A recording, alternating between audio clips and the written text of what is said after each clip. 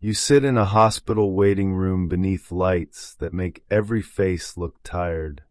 A vending machine hums in the corner. A television plays without sound.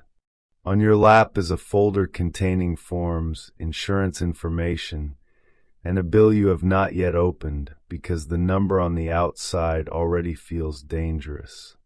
You have spent years trying to be a good person. You returned calls. You cared for people who did not always care for you. You worked when you were sick. You forgave more than once. You brought food when someone died, sat beside frightened relatives, paid what you owed, and tried not to make your pain another person's problem. And still here you are, waiting for a doctor, waiting for news, waiting for life to explain why decency did not protect you. The question rises quietly because you are almost ashamed to ask it. If I tried to be good, why did this happen to me? And beneath that question is an even more unsettling one. If goodness cannot prevent suffering, what is goodness for? You are listening to Still Mind Temple, a quiet place for the mind to rest. In the time we share, you may begin to recognize why the mind turns pain into a judgment about your worth. You may understand why seeing careless people prosper can make your own suffering feel like a personal insult. And you may discover how the idea of karma has often been misunderstood in a way that makes wounded people feel even more alone. You will also learn a way to meet suffering without calling it deserved, without pretending it is fair, and without allowing pain to turn your heart into a courtroom. But first, try a small experiment. Think of one good person you know. Not a perfect person, just someone who tries, someone who answers honestly, cares for family, returns the shopping cart, remembers birthdays, or sits quietly beside people who are afraid. Hold their face in your mind.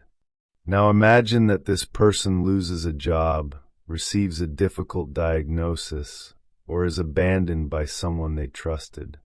Notice what the mind does. It may immediately search for an explanation.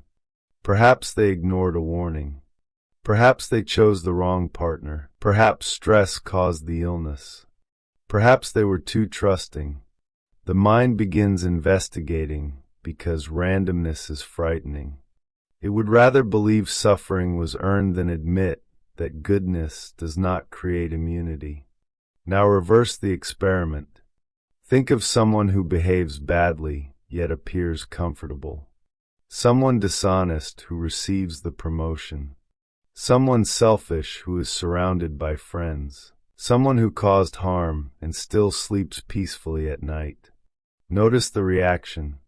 The chest tightens. The mind says that is not fair. Then it searches for a future punishment. They will get what is coming to them. Life will teach them. Karma will catch up. The mind wants the moral account to balance because an unbalanced world feels unsafe.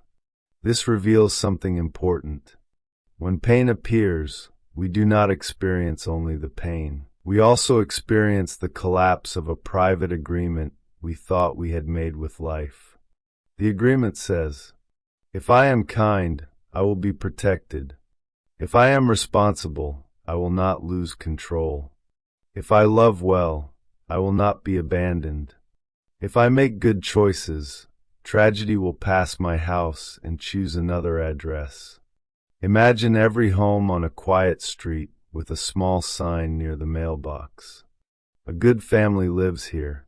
A generous woman lives here. A man who has already suffered enough lives here.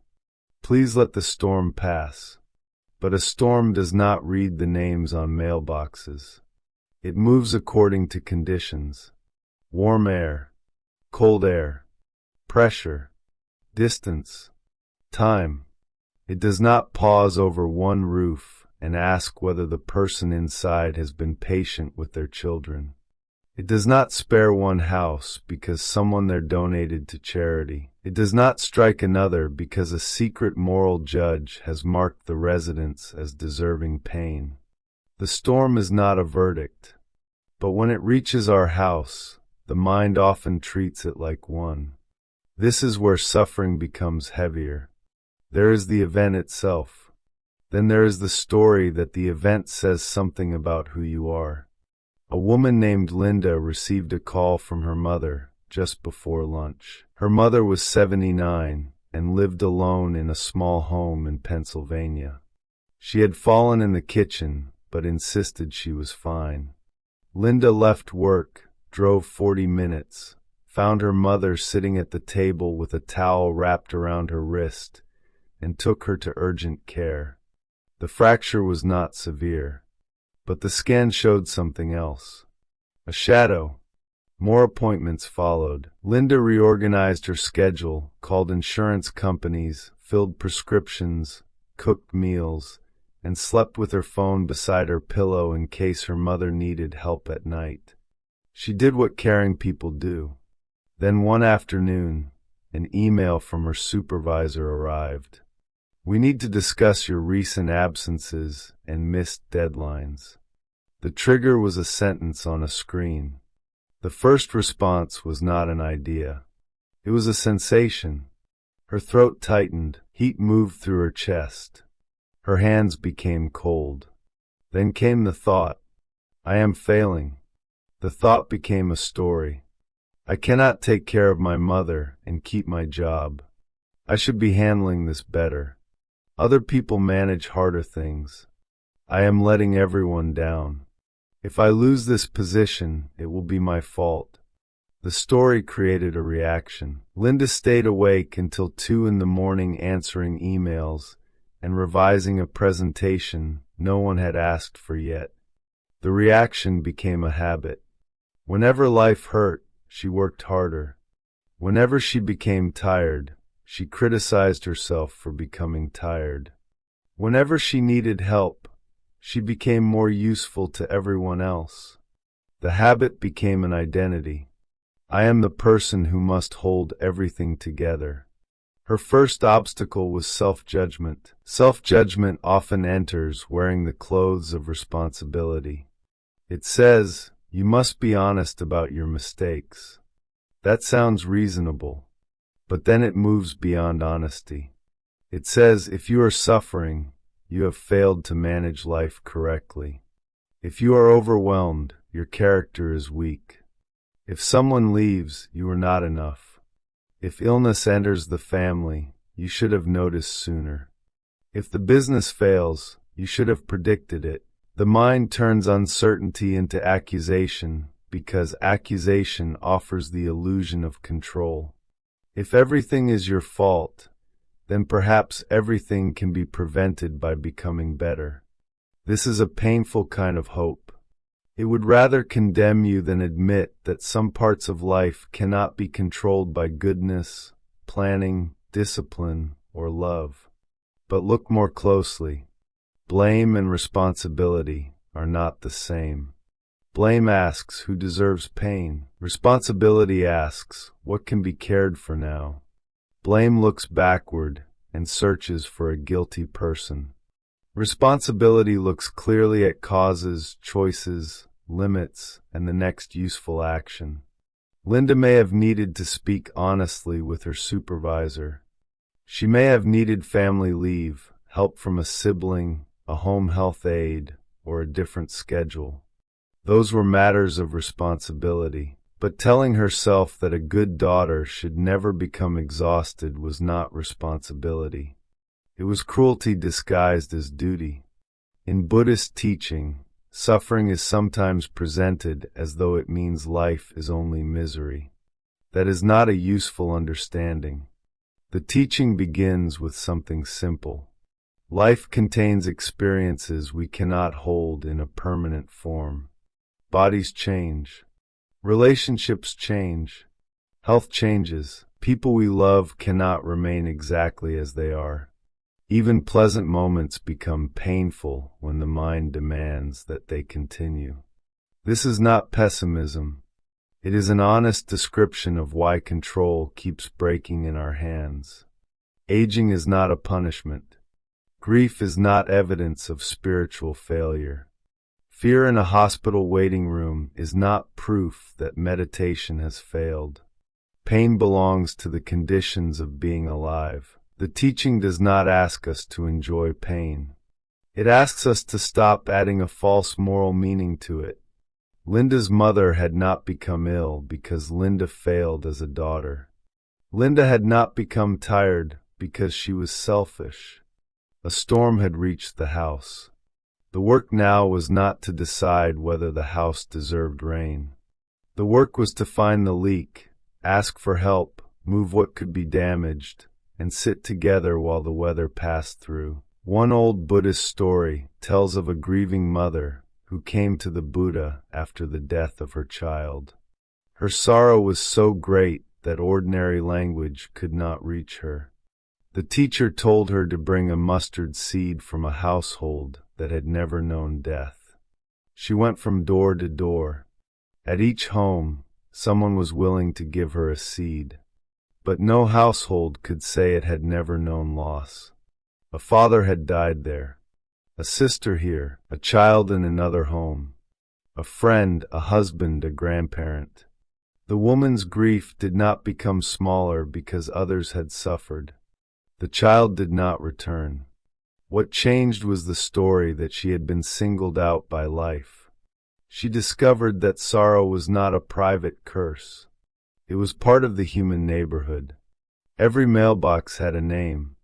Every house had known weather. There is a difference between saying, everyone suffers, so your pain does not matter, and saying, you are not being punished, and you are not alone. The first dismisses pain. The second creates companionship inside it. When Linda finally spoke to her supervisor, she expected criticism. Instead, her supervisor said, "Why didn't you tell us what was happening?" Linda did not know how to answer. She had believed goodness meant protecting everyone from her needs. She had confused silence with strength. Her company adjusted 2 deadlines and approved temporary remote work. Not every workplace responds with kindness. Some employers are unfair. Some systems punish people for becoming human. But even when others do not respond well, telling the truth allows you to stop punishing yourself first. Linda still had difficult weeks. Her mother's health did not return to what it had been. But Linda began reacting more slowly when fear appeared. She sometimes left an email unanswered until morning. She rested for an hour without first earning the rest through collapse. These were small changes. But small changes are how the nervous system learns that pain does not require self-attack. There is a deeper question underneath. If suffering is not proof that we are bad, why does it seem that people who act badly sometimes suffer less? A man named Daniel worked for 12 years at a regional sales company. He was reliable. He trained new employees. He stayed late when reports were due. He refused to lie to customers, even when a lie would have made the sale easier. Then a younger colleague named Aaron was promoted above him. Aaron took credit for other people's work, exaggerated numbers, and knew exactly how to speak when executives were in the room.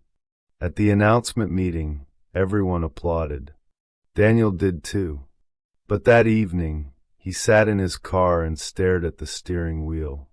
The trigger was the promotion. The sensation was pressure behind the eyes and a hard knot in the stomach.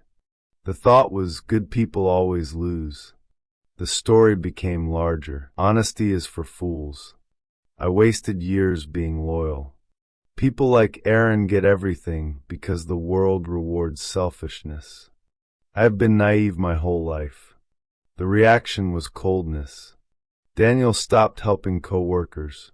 He became sharp with his wife. He complained through family dinners while his teenage son quietly stopped trying to enter the conversation. At night, Daniel scrolled through professional profiles and compared his career with former classmates. The reaction became habit. The habit became identity. I am the good man the world overlooked. His obstacle was comparison. Comparison does not merely measure two lives. It removes most of the information and then declares a verdict. Daniel saw Aaron's title. He did not see Aaron's entire mind. He saw the larger office. He did not know what happened in Aaron's home. He saw the applause. He did not know whether Aaron trusted anyone, slept well, or could sit alone without needing to feel superior. This does not mean dishonest people are secretly miserable. Sometimes people behave badly and enjoy comfort. Sometimes they keep the promotion. Sometimes they never apologize.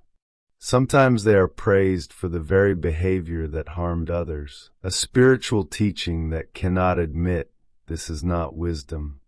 It is wishful thinking. The world does not always display justice on the schedule we prefer. But comparison makes another mistake. It assumes that the visible reward is the whole result. A person receives more money through dishonesty. That is one result. But the action also trains the mind. It makes lying easier the next time. It teaches the person to treat others as tools. It weakens the ability to feel safe without control. It changes relationships, speech, perception, and character. The external reward may arrive immediately. The internal direction may be moving somewhere else. This is where karma needs to be understood carefully. Karma is often used as a threat. People say they will get what they deserve, as though karma were a police officer hiding behind the universe. Others use it cruelly towards sufferers. They see illness, poverty, abuse, or loss and suggest the person must have caused it in some hidden past. This interpretation can become a spiritual form of victim blaming. It should be rejected. Karma is not a simple explanation for everything that happens. Many events arise from biology, weather, social systems, other people's choices, economics, accidents, history, and countless conditions no single person controls. A child does not deserve abuse. A patient does not deserve cancer. A family does not earn a hurricane. Karma is more useful when understood through intention, repetition, words, actions, habit, responsibility, and awareness. Every intentional action leaves a tendency in the person who acts. Speak with contempt often enough, and contempt becomes easier. Practice patience often enough, and patience becomes more available. Repeat envy, and the mind learns to search for evidence that life is unfair. Repeat generosity, and the mind becomes more capable of seeing another person's need without making everything about itself. This is not cosmic punishment. It is formation. The person you become is shaped partly by what you repeatedly practice. You may not choose all the conditions that formed you. Childhood may have taught you fear. Poverty may have taught you vigilance. A critical parent may have taught you to hear judgment in every pause. A betrayal may have trained the body to prepare for abandonment. You did not choose the first lessons, but awareness allows you to participate in the next lesson. Responsibility is not blame. Responsibility is the ability to begin creating another direction. Daniel could not control the promotion. He could decide whether Aaron's behavior would train Daniel to become bitter. That was the hidden choice. Not whether injustice occurred. It had. Not whether he should speak up. Perhaps he should. He could document his work, request clear criteria for advancement, look for another position, or consult a professional if discrimination was involved. Practical action mattered. But every evening Daniel rehearsed contempt. Aaron received no punishment. Daniel's family received the consequences. His wife listened as he repeated the same argument. His son watched a decent man become unavailable because another man had been promoted. At dinner one evening, Daniel's son began explaining a problem with a teacher. Daniel interrupted. "You think that's unfair? Let me tell you what unfair looks like." The boy became quiet. Daniel continued for several minutes before noticing that his son was no longer looking at him. An ordinary silence became the turning point. Daniel had been so focused on the unfair person who received too much attention that he had stopped giving attention to the person sitting across from him. He was allowing another man's promotion to enter his family meal. He stopped speaking. Then he said, "I'm sorry. Tell me what happened with your teacher." His son hesitated. Daniel waited. He did not prepare a reply. He listened. Nothing about the promotion changed that night, but Daniel stopped making his son pay for it. This is one sign of inner change. You become able to hear another person without turning their story into evidence for your own. Comparison loses some of its power when attention returns to the actual life in front of you. The mind asks, why do they have more? Awareness asks, what am I doing with what is here? Some of the most important wealth in life will never appear in a bank account. A trustworthy heart is one of them. A trustworthy heart is not a heart that never feels envy. It is a heart that notices envy before envy chooses the next action. It does not need to win every argument. It does not require another person's failure before allowing itself to rest. It can recognize injustice without making bitterness its home. Daniel eventually applied for another job. He did not receive the first one. He received the second. The new role paid slightly less at first, but offered clearer standards and better leadership. This is not a story about goodness always being rewarded. Sometimes the new job does not come. Sometimes the unfair person remains in power. Daniel's real transformation was not the change in employment. It was the moment he understood that another person's success did not have to become his moral collapse. The world may not immediately reward your integrity. Integrity still determines the kind of mind you must live inside. That is not a small reward. It is the room in which every external reward will eventually be experienced. And this is where the question becomes more difficult. Many people do not only compare outcomes, they secretly believe goodness is a form of bargaining. A woman named Evelyn had been married for 36 years. She and her husband Robert had survived layoffs, 2 moves, the death of his brother, and the long years of raising children when money disappeared faster than it arrived. Evelyn prayed. She volunteered. She brought meals to sick neighbors. She cared for Robert's mother during the final years of dementia. Then Robert was diagnosed with a progressive neurological illness. At first, he forgot appointments, then familiar streets. Later, he struggled to button his shirt. Evelyn became his caregiver. She learned medication schedules, insurance codes, and the safest way to help him stand. Friends called her strong. She hated the word. Strength was what people praised when they did not know how to enter the room. One night, after Robert had finally fallen asleep, Evelyn sat at the kitchen table beneath a yellow light. A medical bill lay open beside a cup of cold tea. She whispered, "What was the point of being good?" The sentence frightened her. She felt disloyal, ungrateful, almost sinful. But the sentence was honest. Her obstacle was the illusion of control. This illusion is not always the belief that we can control every event directly. Sometimes it is the belief that moral behavior gives us a claim against tragedy. I cared for others, so someone should protect me. I stayed faithful, so my marriage should be spared. I raised my children carefully, so they should remain close. I followed the rules, so disaster should choose someone else. Goodness becomes a contract. The terms are rarely spoken. But when suffering arrives, we feel cheated.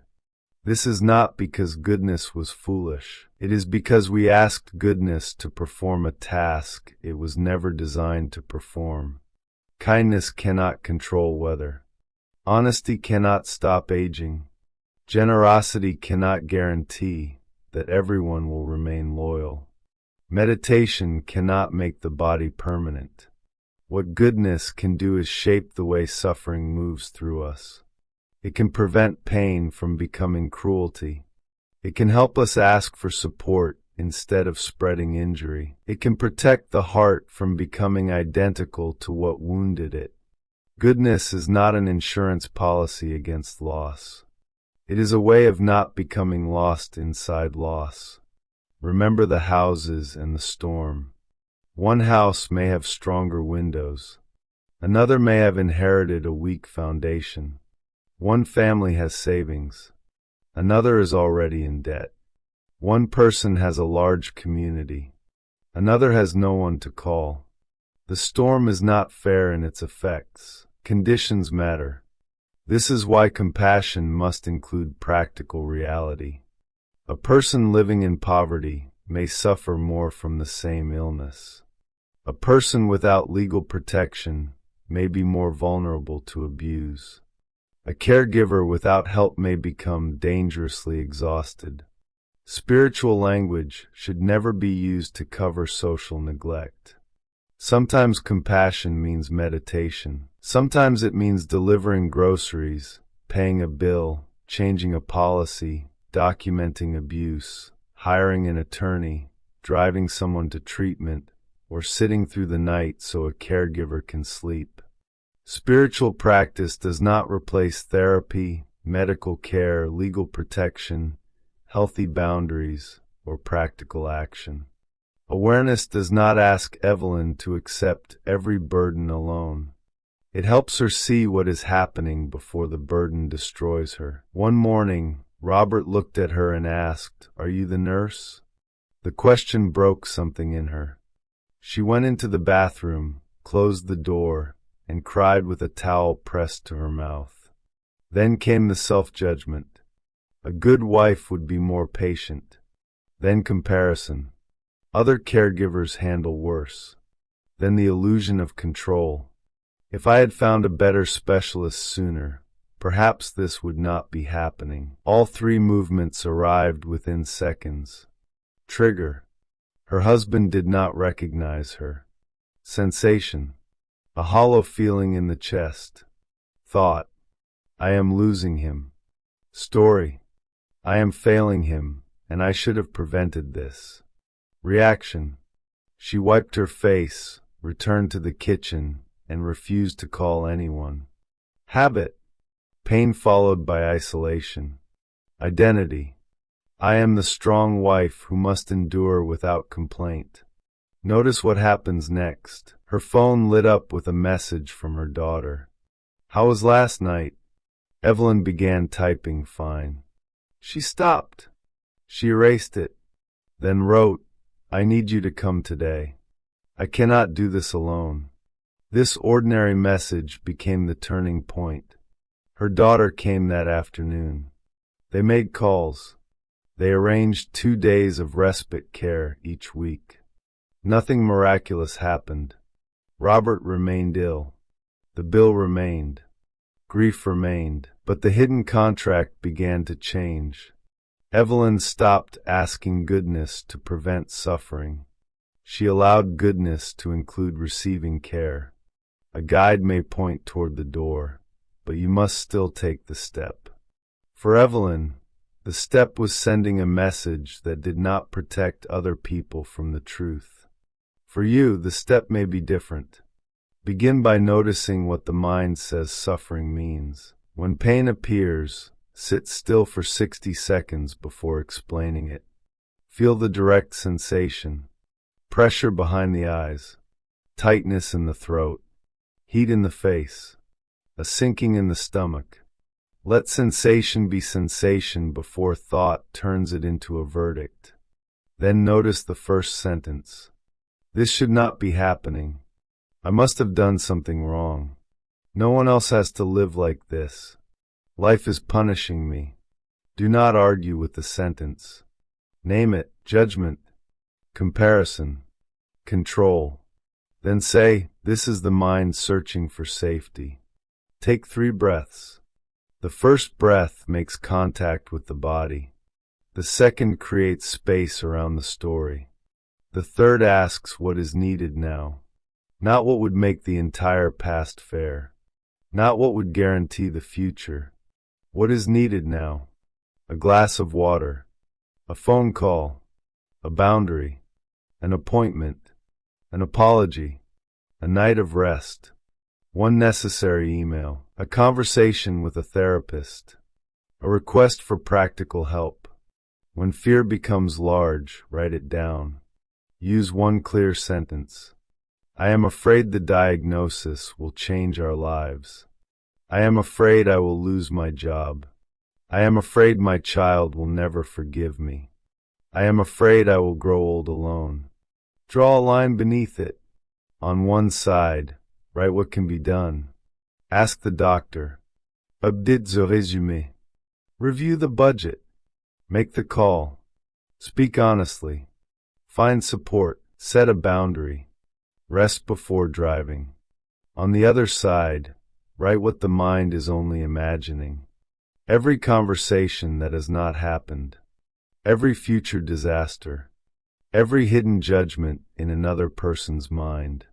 Every moral explanation for why you were chosen to suffer. Choose one action from the first side. Then put down the second side for the evening. This is not denial. It is the refusal to ask imagination to become prophecy. You may also practice sitting quietly for 10 to 20 minutes. Sit in a chair, on the edge of a bed, or on a cushion. Let the spine be upright without becoming rigid. Place both feet on the floor if you are in a chair. Rest the hands where they do not need to hold anything. Close the eyes if that feels safe, or lower your gaze. Bring attention to the breath. Do not force it to become calm. Feel the body breathing. The inhale, the small turning point. The exhale. Soon thought will appear. Why me? What if it gets worse? They do not deserve what they have. I should be handling this better. Name the movement softly. Judging, comparing, fearing, planning. Then return to one breath. The thought returns. You return again. The practice is not the absence of thought.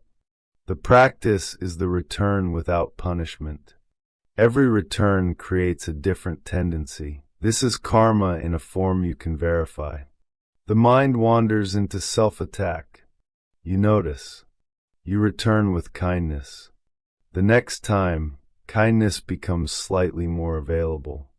Someone speaks sharply. You feel the familiar response rise. You take 3 breaths before answering. The old reaction is not erased. A new path receives a footprint. Over time, you may notice that you react more slowly. You no longer need to win every disagreement in order to feel safe. You rest without turning rest into evidence that you are lazy. You see a painful thought without immediately obeying it. You forgive someone without returning to the place where harm continues. You listen to your partner without preparing a defense while they are still speaking. At night, you put the phone down and allow the day to end before every problem has been solved. These changes may appear too ordinary to call transformation, but ordinary moments are where character is built. A bitter person is not formed in one dramatic decision. Bitterness is practiced in small repetitions. So is peace. At a family meal, an aging father may repeat a story everyone has heard before. A child may wait while adults speak over one another. A partner may become quiet after years of feeling unheard. An empty chair may remind the family of someone who died or someone who no longer visits. Presence cannot repair every history, But presence can prevent history from consuming the meal that is actually happening. You may be grieving one relationship while another person is trying to reach you. You may be replaying the betrayal of someone absent while a trustworthy person sits across from you. You may be searching the past for a moral explanation while the present is asking for a simple act of care. This is not meant to create guilt. It is an invitation to return. Suffering often narrows attention. It makes the wound look like the entire world. Mindfulness does not deny the wound. It helps the eyes see what remains around it. The cup on the table, the hand near yours, the unread message from someone who still cares, morning light against the wall, a body that is tired but still breathing, a task that can be done, a question that does not yet need an answer. In Buddhist teaching, compassion begins with the recognition that pain is not a private moral failure. Other people also stand in waiting rooms. Other families also argue in kitchens because fear has made everyone sharp. Other parents also stare at silent phones. Other caregivers also resent the people they love and then feel ashamed. Other good people also wake at 3 in the morning and ask what they did to deserve their lives. Compassion does not say all suffering is equal. It says no one should have to turn pain into proof that they are unworthy of care. This includes you. You may have made mistakes. Good people do. You may have hurt someone while trying to protect yourself. You may have ignored a warning, stayed too long, left too quickly, trusted the wrong person, or spoken words you regret. Acknowledging this does not mean every suffering that followed was a punishment. Human lives are more complicated than that. A mistake can have consequences. A consequence is not the same as a cosmic sentence. You can learn without hating yourself. You can repair what can be repaired. You can apologize without demanding forgiveness. You can accept responsibility without constructing an identity from your worst hour. Self-forgiveness is not claiming that nothing happened. It is refusing to use shame as the only teacher. Shame says you are bad. Awareness says this action caused harm. What must change? Shame freezes identity. Awareness creates direction. This is why karma, properly understood, offers responsibility without condemnation. The past has shaped tendencies. The present still contains intention. You may not choose the weather. You can learn how you meet it. You can reinforce the roof. You can stop pretending there is no leak. You can invite someone inside. You can become the person who brings a blanket to another house when the storm reaches their street. And perhaps this is what goodness is for. Not to purchase protection. Not to prove superiority. Not to force life into fairness. Goodness is the capacity to remain humane when life gives you a reason to become cruel. It is the ability to suffer without needing another person to suffer more. It is the willingness to tell the truth without using truth as a weapon. It is the courage to ask for help before exhaustion becomes resentment. It is the quiet decision not to pass your wound into the hands of a child. It is the discipline of setting a boundary without hatred. It is the humility to admit that someone else's pain may exist beside your good intentions. It is the strength to remain open to beauty after beauty failed to protect you from loss. Peace does not begin when life becomes perfect. Peace begins when we learn to meet life with awareness. This peace is not constant pleasure. It may sit beside grief. It may breathe inside uncertainty. It may appear in a hospital waiting room for only 10 seconds while you feel your feet against the floor. It may appear when you stop demanding an answer to why and ask what kindness requires now. The storm may still be outside. The roof may still need repair. But the storm is no longer a judge. You no longer read every drop of rain as a message about your worth. Linda continued caring for her mother. Some days she was patient. Some days she became irritated and apologized. She no longer believed irritation erased love. Daniel continued feeling anger when he remembered the promotion. But he stopped feeding the anger every evening.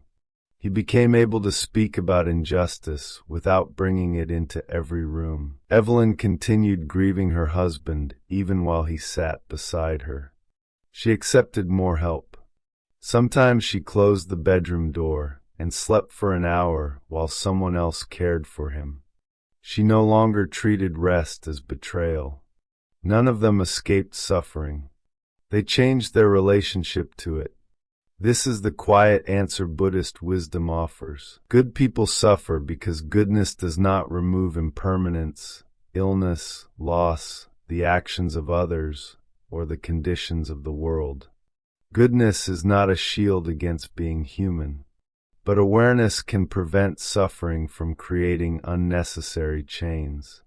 Pain may produce sensation. Awareness can interrupt the story. The story may produce reaction. Practice can create a pause. The pause can change a word. The word can change a relationship. The relationship can change a life. A different karma begins in a moment that looks almost invisible. A hand does not send the angry message. A person asks for help. A caregiver rests. A father listens. A frightened patient stops calling fear a punishment. This is not magic. It is direction. The person who changes their life is not the person who finds a miracle. It is the person who wakes up and no longer lives in the old way. Return now to the waiting room. The lights are still too bright. The vending machine still hums. The folder remains on your lap. Perhaps the news will be good. Perhaps it will not.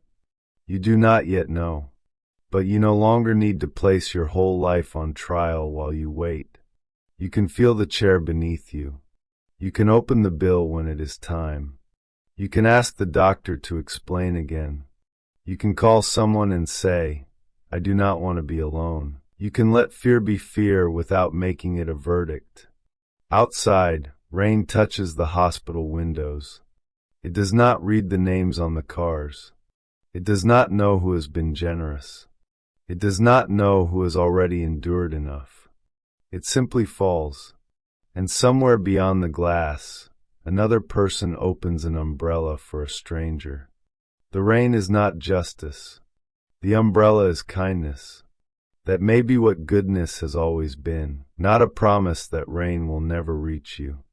A way of sheltering one another when it does. A cup of tea cools beside you. The phone remains quiet. Morning light begins to enter the room. Your pain may still be present, but now there is space around it. Peace is practiced in ordinary moments. Awareness changes the direction of a life. Letting go is not giving up. Letting go is releasing what the heart can no longer carry. If this reflection brought you a moment of peace, please subscribe to Still Mind Temple and share it with someone who may need a quiet place to rest today.